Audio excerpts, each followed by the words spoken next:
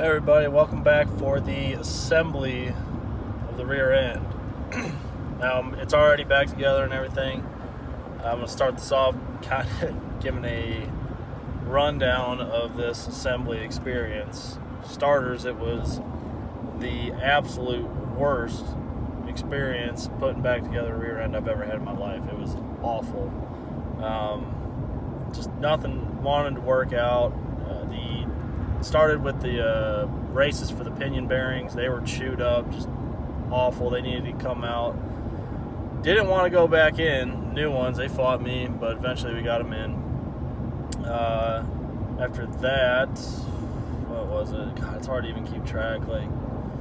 Yeah, honestly, just I spent I think a week and a half total on this rear end.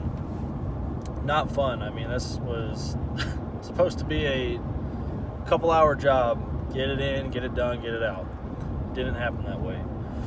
But like I said, those races, actually put a crack in an ABS wheel on one of the axles. Was able to kind of straighten it out. It's still there. We'll see how it does. I mean, not a huge deal to me, I guess, but I prefer everything to be the way it was and functioning properly. So there's that, and then the wheel studs. There's a point in the video that I'm saying let's go put in the wheel studs. I was gonna just kind of show you how to get them out and press them back in. Well, that also did not go too hot. I got the ARP 2.5-inch wheel studs, and I started trying to suck two of them in. I got all the factory studs out. I was trying to get the new ones in, and I got them maybe halfway, two of them. It took forever. I was tearing things up, tearing the axle up a little bit, and lug nuts were just getting demolished.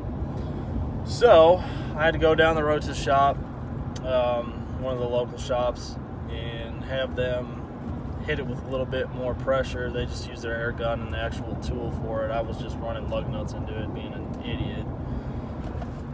So they put their tool on there, lug nut, got their air impact, and that was enough. Got them all sucked in, got back to the house, started throwing the rest of the rear end together, and get it all together.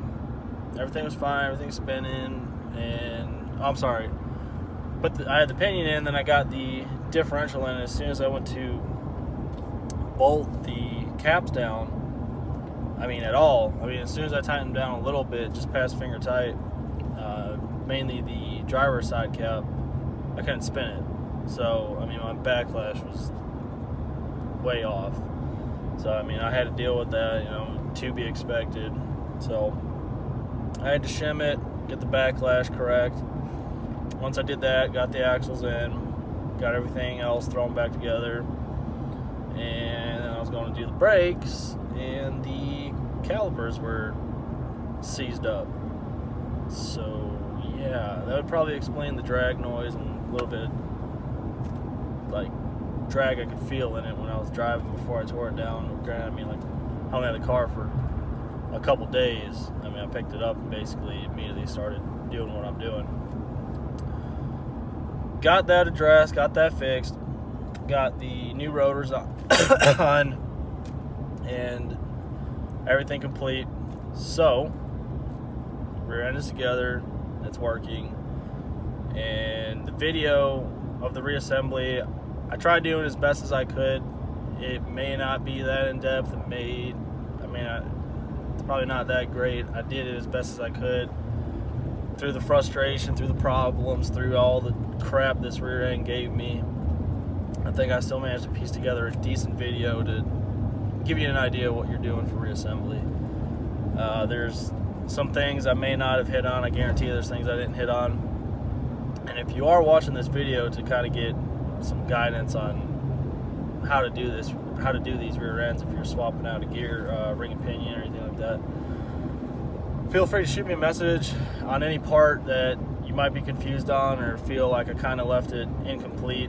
I'll be more than happy to let you know what you need to do or what I left out of the video, and take my advice with a grain of salt. I'm not some professional or anything like that. I mean, I've done a lot of these. I've been doing this a long time. They got a pretty good idea of what I'm doing, but I'm sure there's plenty of you out there that's going to tear me apart because I'm not doing things to spec for everything.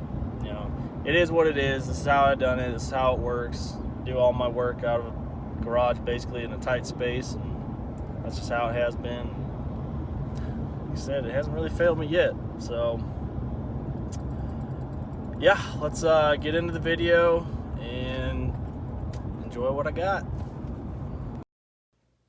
During disassembly, I don't know if I mentioned it, but the pinion had a lot of drag to it and was making a lot of noise, just kind of like a gravelly noise.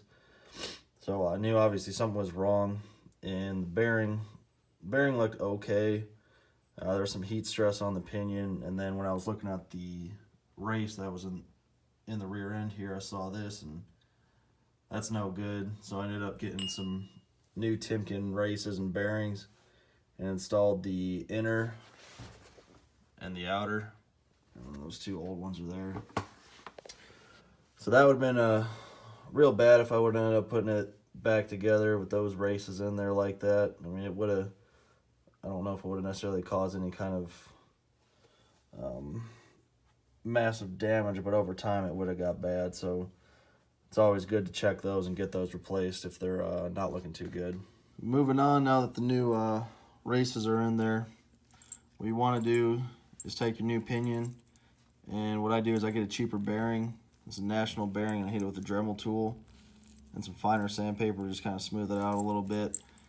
And then that way you can take this bearing for test fitting and get it on that pinion without having to press it on. So I mean, you can determine if you need to shim it or not, and you're able to just kind of, you know, take it off and put it back on as you please. Doing that, you obviously throw it in there, get in position. Once you have that bearing placed on there, you want to put that pinion up in here, and engraved on the pinion there's a measurement. Now this is a measurement you're going to want for your pinion depth, and you'll just get it pushed all the way back, hold it in place. And what I do is I've just got a flat piece of metal that spans across this against the caps, and I'll measure this thickness of this piece of metal here with the dial caliper, and then I'll zero it out, and I'll go to hold this pinion back, and I'll take that dial caliper and I'll get it pressing up against the pinion here, and I'll run it in until I touch against this metal, and I'll see what my reading is. Depending on what my reading is will determine whether I need to shim it, which is why having that bearing filed down is handy, so you can take it off, throw a shim in it, and remeasure. So I'll get the camera repositioned and hopefully show you all how to go about doing that. I got the ring gear put up on the differential right now, and all the other bolts started. You want to put just a little bit of thread locker on them. Once you got that and all of them in place, throw that in there. I just use the impact to run them in there. I know they got their torque spec, and some people are very adamant about doing that. I am with many things, but I've done a lot of these, and I just get it to a good spot with the impact and let that thread locker do its thing. I go in a star pattern when I'm doing this as well.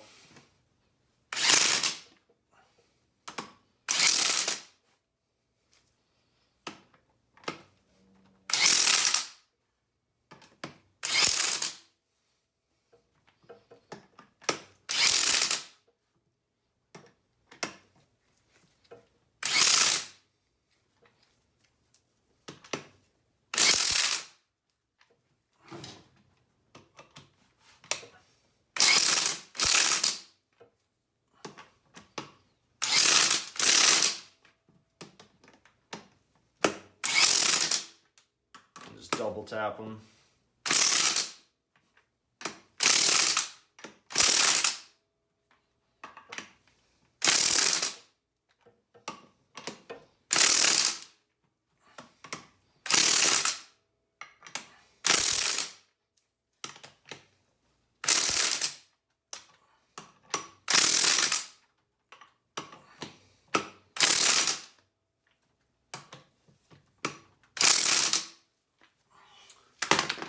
Good to go. Got the new outer bearing and pinion seal installed. And for stuff like this, I highly recommend getting a race and seal driver.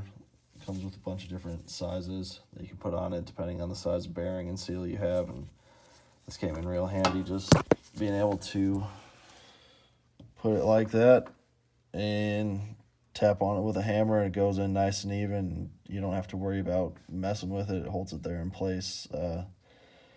Definitely worth the investment. And next is going to be replacing the wheel studs on the axles. It is time to do this pinion thing. There's a pinion.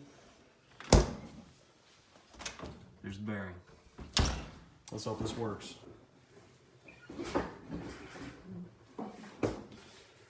Don't mind my super sick oven mitts. Come on, baby. Do it for Dale. Oh, boy.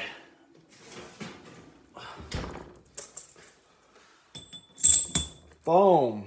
Look at that. Did exactly what I wanted it to do. It dropped straight down to the bottom of the pinion, got that shim in there. And now as soon as that pinion heats up and the bearing cools down, thing is as good as being pressed on. Yes. Finally, it is officially time to start the reassembly. So now this is back to a normal ambient temperature. See that bearing's on there. It ain't coming off. And then you want to get a fresh crush sleeve. Drop that bad boy on the pinion. And let's go into the car. Now when you go to install the pinion, you're going to want to make sure you got this yoke on hand. Get those splines to line up on the other side. And that'll hold it there, pound it down a little bit, and it'll keep it secure. And then you'll be able to get the pinion nut on, which you should get a new pinion nut every time you do this. I'm going to be taking this thing apart here in probably the not too distant future again. I'll get a new pinion nut then. For now, it'll do. So, now that you know how that's supposed to be, let's get it up there and actually get everything put together. Got the pinion mocked up. You're going to want to do about the same setup as it was when you were removing it. You're going to put those drive shaft bolts back in, get that pry bar just kind of supported against concrete like that, and the angle that will be giving it resistance when you go to tighten it. So you'll suck everything in together with that 1 16" socket on that nut. And once you start getting to a point where the slack is out of it, then you're going to be getting into the crush sleeve. And you want to tighten a little bit, feel it, see how much resistance there is. You don't want too much resistance, and you don't want too little. There is an exact measurement, like I said, for it. I don't remember it off the top of my head. I've just gone by feel. Again, I can't say it enough. I'm no professional or whatever you want to call it. I just do it the way I've done it forever and the way it works for me. And this is just advice and instruction to help you get along and do it yourself if you choose to. Pinion is now completely installed. Got no play, and we got just enough resistance. God, it sounds so much better than it did before. Time to, where are we at now? Time to get the differential in. Let's do it. Time to wrestle this differential in there. Okay, this bad boy. This is always a pain.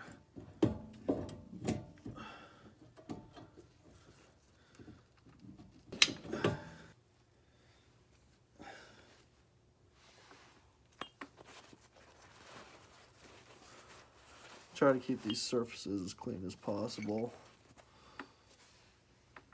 There's no dirt, debris on them. There we go.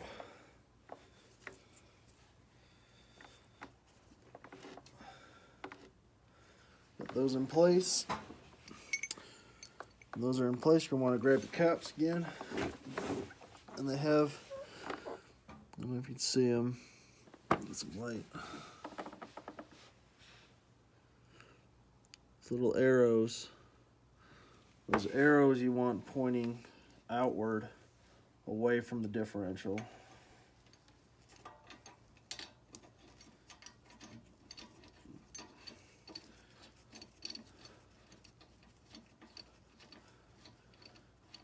That started. Same with the other one here, arrows pointing away. Get this one started just so one of the sides doesn't decide it just wants to fall out and screw everything up.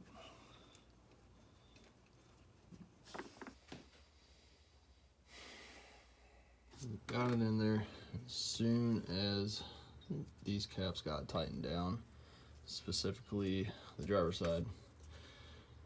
It made this impossible to spin. We have zero backlash and no movement. Time to start shimming it, I guess. It was a great success. So, got this the way it needs to be now. Spin it. Before, we could not spin it at all. Feels good. Check the backlash on it. I got it a little bit tighter. I got it at .006. I know there'll be plenty of y'all out there that was too low, but I wanted it a little bit tighter, and I'm happy with it. Got these torqued down, and now you'll throw the axles in. Now that the ring gear and pinion is finally finished, it is time to get these axles in. So let's get these babies thrown in, get the C-clips on, and get that pin back through the diff. Same thing going in. You want to be careful of those seals. Make sure you don't damage them.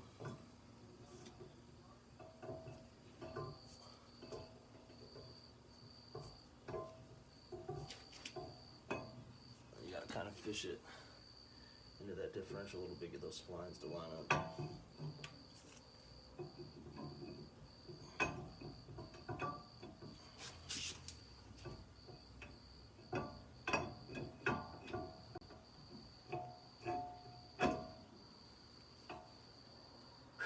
And now number 2.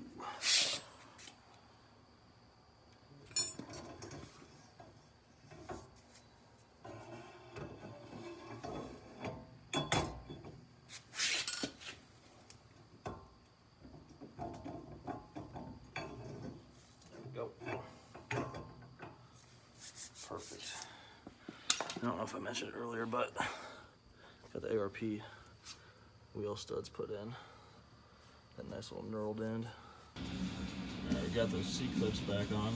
Don't forget to push that axle in so they're wide open and you're able to slide them right on. And once you get the C-clips on, just pull that axle back through. So you got that gap for that pin to go through. So now that you got that, put the C-clips on, and spin it around. Get your pin. Oops, sorry, camera angle. I recommend putting a little bit of gear lube on it to help it kind of go in without any problems.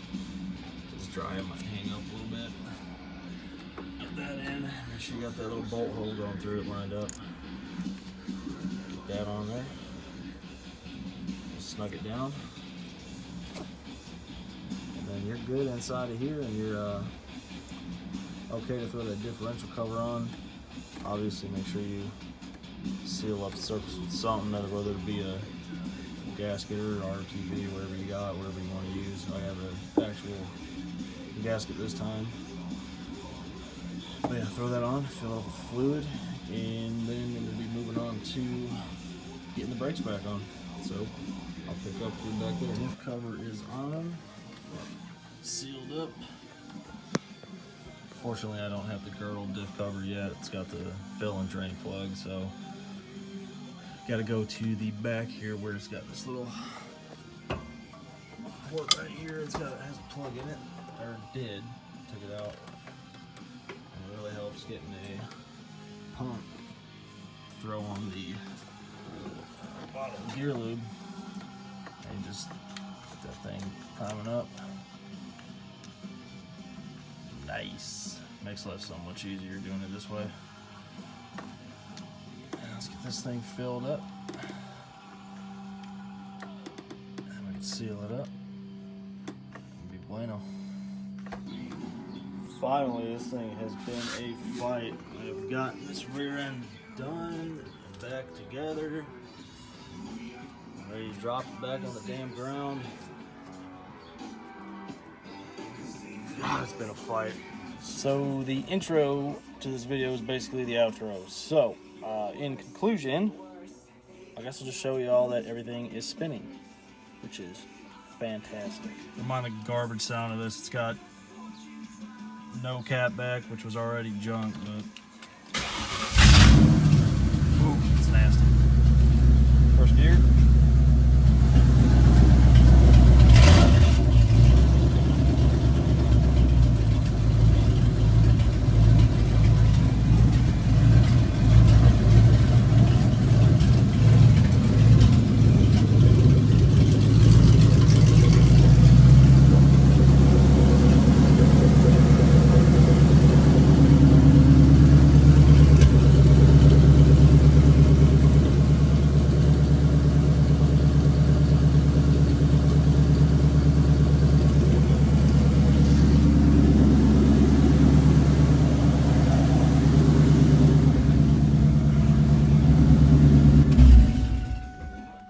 Mission success.